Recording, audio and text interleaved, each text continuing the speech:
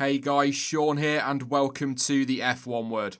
Now when it comes to Formula 1, few things are certain, especially at the moment, but one ever consistent is Ferrari and along with them, their quit threats. In fact, they missed the first ever Formula 1 World Championship race, the 1950 British Grand Prix, due to a dispute over the money paid to entrants, and didn't actually make their first racing appearance in the newly established championship until the Monaco Grand Prix, just over a week later, of course, the second round of the championship season. Fast forward to the 1980s and the Italian giants almost walked away again as they were unhappy with the proposed engine regulation changes due to come into force in Formula 1 to the point where they even built, unveiled and tested the Ferrari 637 that was seen as the team's first adventure into the kart series, although it was believed at the time to be nothing more than a bargaining chip, a look at what we could do if we really wanted to situation.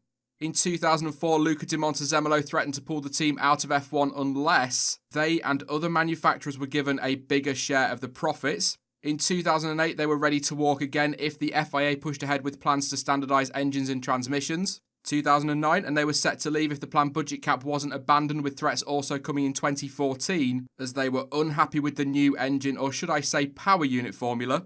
They threatened again in 2015 as a protest at the planned budget power units. And in 2017, they threatened to leave at the end of 2020, that's this year of course, as they weren't happy with the direction Liberty Media were trying to take the sport in. All in all, and I suppose the quickest way to sum all of that up is that these quit threats aren't exactly new, and so when they appear to crop up, I personally anyway can't help but roll my eyes and say, yeah, of course you will.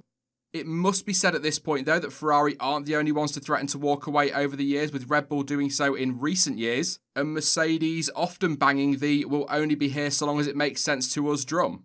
So what's this all about? How have we got to this point? Well, a report from The Guardian surfaced yesterday, which claimed that Ferrari were threatening again to walk away. However, Ferrari have since added some clarity to Mattia Binotto's quotes, and I'll go over that a little bit later in the video. I'm going to do this kind of chronologically, if you like. So what was this claim of the latest in a long line of quit threats all about? Well, surprise, surprise, money. Given all the uncertainty around Formula 1 and business around the world, as well as the financial crash that is expected or at least predicted to hit the global economy, the sport is rightly looking at ways to cut the costs. They have already pushed the new regulations back by a year to 2022, and there was even some talk that they could be pushed further back, although that was apparently rejected. There has been a freeze on certain areas of development, including the chassis, effectively meaning that the cars we see on track in 2020, if we do at all, will be used again in 2021. But there is one regulation change that is set to come into force next year, and that is, of course, the cost cap. Now, the original figure was set at $175 million, but was reduced by an informal agreement between the teams at least to $150 million. However, some want that to fall even further, with Ferrari apparently rejecting a $145 million cap that would then be reduced to $130 million for 2022.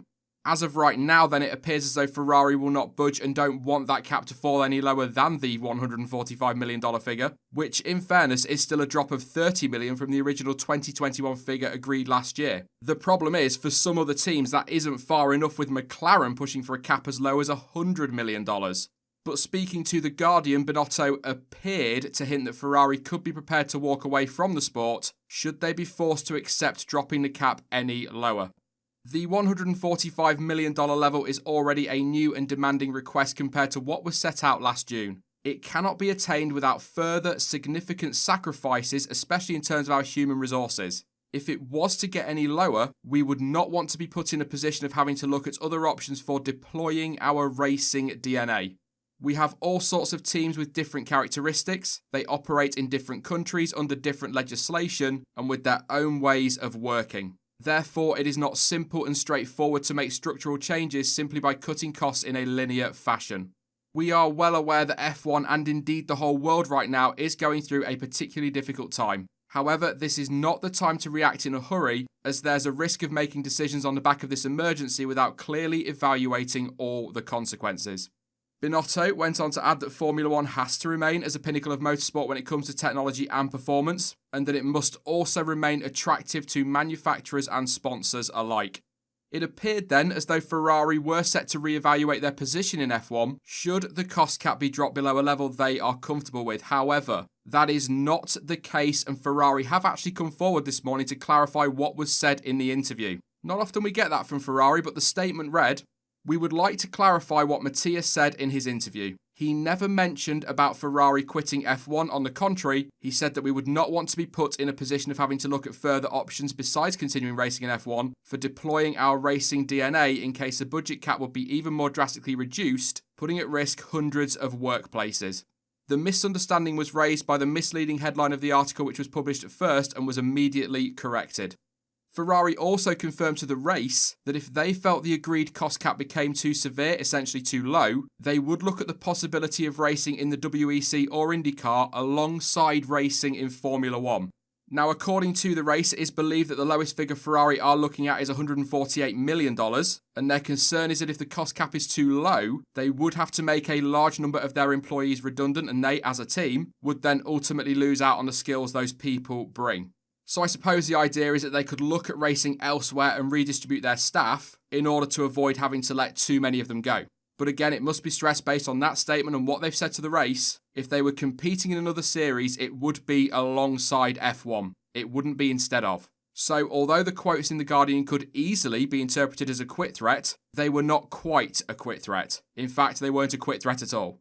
Now, although Ferrari aren't threatening to walk away at time of recording anyway, we know how quickly things change in Formula 1, it must be stressed that they are not alone in all of this, because Red Bull boss Christian Horner is also said to be resistant to the idea of the cost cap being set below 145 million. And he has put forward the suggestion of the introduction of customer cars as a solution to some of the concerns over spending. The Red Bull boss believes that by doing so, smaller teams would be able to operate as, in his words, a race team, and could work comfortably to a budget of around $80 million. He also stated that it could be the quickest and cheapest way for them to become competitive in Formula 1, rather than spending vast amounts of money and still being well off the pace.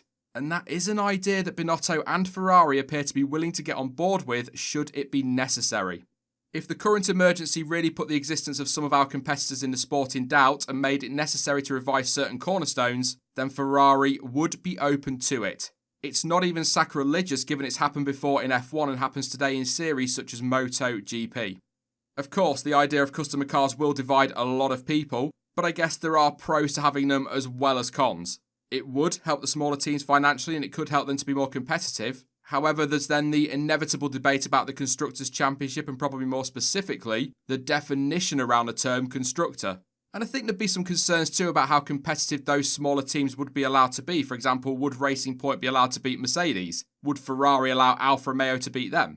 But also the pulling power the big teams would have politically in F1. If Mercedes have their main team, their works team, and then a couple of teams buying power units and cars from them, they're going to have a lot of pull when it comes to all these meetings over the future of the sport. So whilst it could work, it could surely only be a short-term solution. And perhaps this is a debate for another day, and it's something that keeps cropping up, doesn't it? The whole customer cars thing is something that doesn't seem to be going away. But back to the main story, so right now then, Ferrari are sticking around and I suspect Red Bull and probably Mercedes will do the same. However, the battle lines have definitely been drawn and the big teams, unsurprisingly, don't want that cap to drop too low. Alright, they don't want to have to be forced into redundancies for huge chunks of their staff, but they also want to be able to spend more freely to maintain their advantage and to allow them to continue to develop the technology they want and need. For me, honestly, I can see both sides of this one. The costs absolutely need to come down in Formula 1. They have spiralled so ridiculously out of control, and it's got to the point now where some teams have found themselves surviving on a season-to-season basis. Although that's nothing totally new when it comes to Formula 1, of course. There does also need to be a closing up of the field. Whilst I completely understand that F1 wants and perhaps needs to remain the pinnacle, and that 1, 2 or 3 teams dominating isn't exactly a new thing, the top teams being a lap up the road doesn't exactly scream excitement to some newer fans. Frankly, I'll watch it whatever. But if the sport wants to survive long term, it needs to attract those newer fans. And ultimately, if they find the racing, in air quotes, boring, they're not going to keep tuning in, which means there are fewer eyes on the sport. And so sponsors and TV companies aren't going to want to pay out a huge amount of money to broadcast the sport or show off the sport or have their names stuck on the side of a car. So ultimately the costs will be forced down because there won't be enough revenue. So it's better to agree on something now to make the sport more sustainable in the long term. And I know that might be a bit boring to some, but that's kind of how it has to work. Sort the finances now, and we can all enjoy Formula 1 for many years to come. If we don't sort them, there might not be a Formula 1 to enjoy for much longer, especially the way things are right now. But if you look at this from a big team perspective, why should they be subject to the same low cost cap as teams like Haas, for example? Let me explain. Ferrari, as an example, pour a ton of money into developing their power unit, gearbox and other areas of the car for the new season. Then Haas come along and purchase a chunk of those at a fraction of the cost. If that is allowed to continue and even push further if, say, customer cars were introduced, Ferrari, Red Bull, Mercedes would be spending a lot on R&D, whereas other teams wouldn't need to do that. Thus, they'd be able to spend more on aero development and potentially make bigger gains than those top teams could. And yeah, of course, that would be great from a fan's point of view because it would make the field a lot closer, or it should make the field a lot closer. As I say though, if you're one of those big teams spending all that money, the idea of smaller teams buying your parts and making gains while spending a lot less is not exactly going to be appealing. Again, like I say, I can see this from both sides. Ultimately though, Liberty Media and the teams have got a very tough task ahead of them. As already mentioned, the costs need to come down if all 10 teams and indeed the sport are to survive. However, it's a tough balancing act because F1 cannot afford to lose any major manufacturer either. We've only got Mercedes, Ferrari and Renault as teams, and then you've got Honda as a power unit manufacturer. That's it. And so keeping all 10 teams happy is going to be tough, if not impossible. There has got to be some flexibility from all of those involved, and doing what's right for the sport ought to be the priority. That is it for this video though. Let me know what you think in the comment section about the idea of introducing customer cars. And if you think that's a shockingly terrible idea, what would you do to reduce the costs in Formula 1? Now, I will be back soon with more content as ever, but in the meantime, don't forget that you can of course follow me over on social media, and all of the links you need for that are in the description down below. But as ever, thank you for watching and I'll catch you again in the next one. Bye bye.